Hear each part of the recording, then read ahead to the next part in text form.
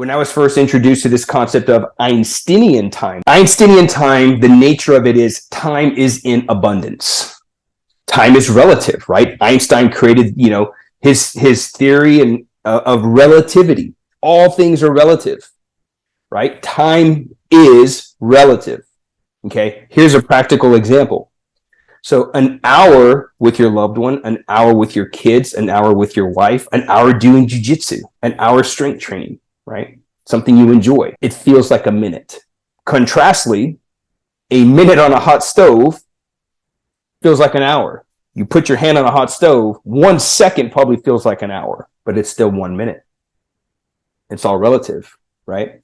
It all comes down, really what it comes down to is what Gay Hendricks in his book, The Big Leap, what he calls, it's ultimately a space problem. When we're forced to sit on a hot stove, we become preoccupied with not staying on the hot stove, right? So what happens is time seems to slow down. Einstein time requires one big shift. That's taking ownership of it. So whenever we hear these things all the time, time flies when you're having fun. And the reason why time flies is because you're willing to occupy that space, so time goes by really quick. When you're not willing to occupy the space, time slows down.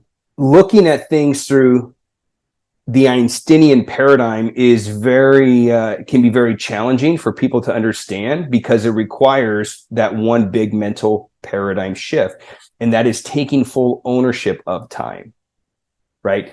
Acknowledging that you are the producer of time and you can make as much of it as you need.